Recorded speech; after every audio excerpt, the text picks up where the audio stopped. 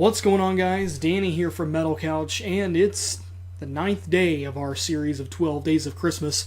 And today we're going to be talking about the album that I just so happen to be wearing a shirt for. We're going to be talking about Nuclear Assault's Game Over.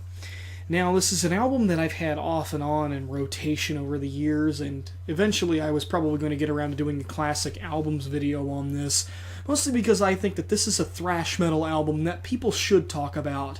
I mean, of course, people have heard of the Big Four of thrash, you've heard of Overkill. If you want to go a little bit modern, you've heard of stuff like Gamma Bomb. Vector, I guess, could slightly be considered thrash. I know I might get some flack from that about Vector's definitely thrash.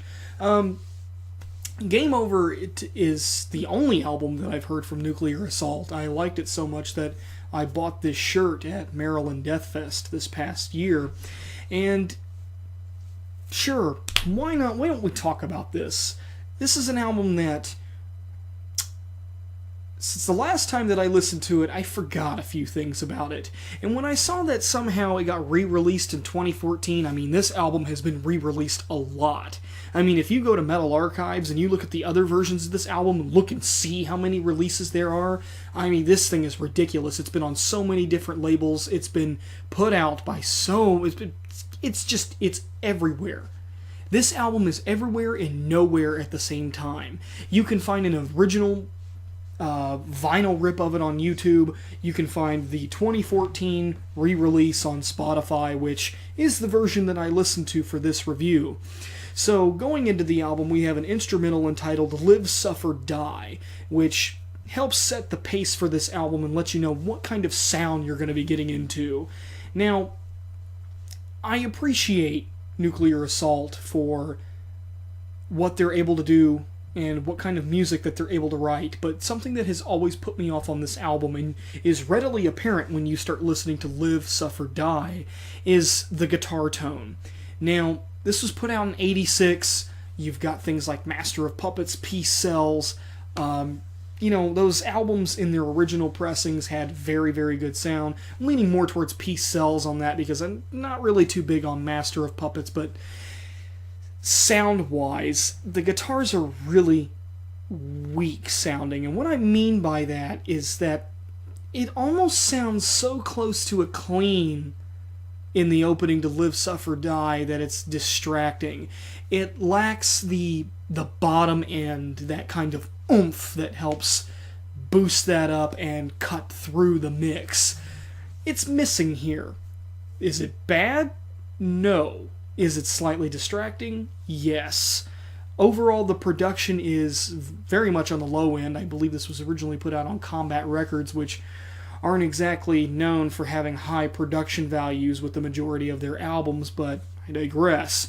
Moving through, you get into Sin, which I have to say has probably one of the most badass choruses on the album, even though I find that when listening to this album, half the time in the choruses I can't really understand what the guy is saying, mostly because he goes really, really fast, and that becomes apparent later on in the album. Cold Steel, the highlight of this track, is definitely the guitar solo towards the end. It is batshit insane and definitely a highlight off the album. I recommend listening to this track. And then we have Betrayal, which to me is a filler track, doesn't really add too much to the album, leading into Radiation Sickness, another highlight of the album. I really, really enjoy this. And then we get to my second main issue with this album. If you look at the track listing, you'll notice that there are a few tracks on here that are less than a minute long. In fact, I'm going to count right here. There's 3 of them. This one's entitled Hang the Pope. The vocalist is going so fast I can't even understand what he's saying. I'm not even sure if he's actually saying to hang the Pope.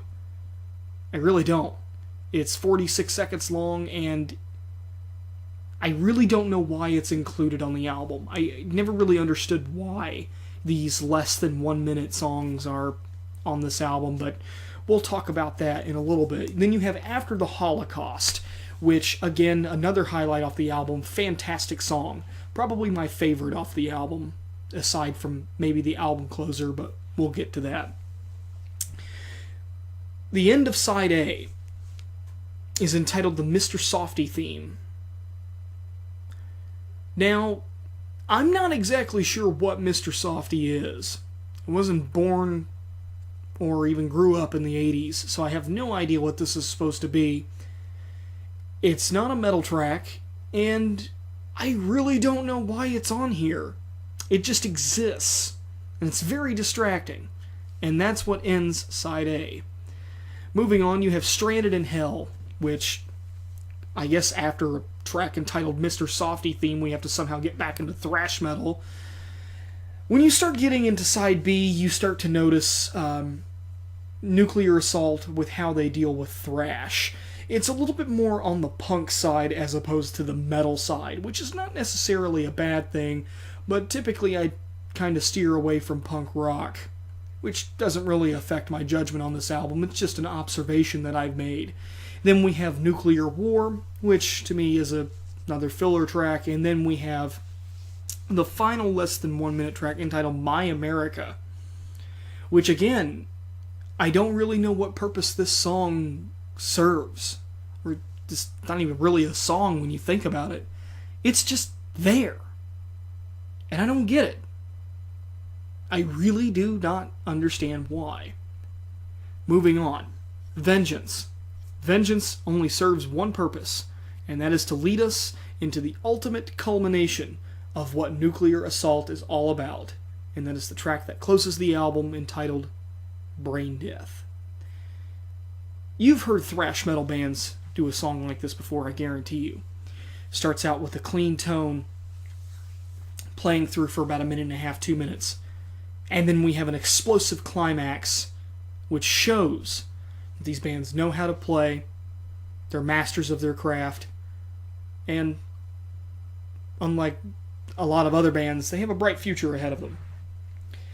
Nuclear Assault, unfortunately, was not one of those bands that had a very bright future for them. In fact, they broke up multiple times, and it's kind of disappointing. I mean, their first 3 albums were well received, but after that, it takes a dip, according to the ratings online. I'm kind of curious to see what kind of dip there was, like what they decided to go with.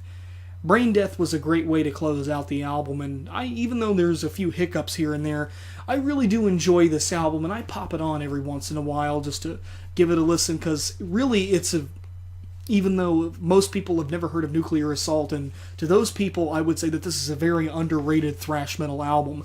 However, if you're like me, and you know a lot of people who are into obscure metal stuff that you would never ever dream of finding out about, we know who Nuclear Assault are, we know they've been around for a while, and we know about Game Over.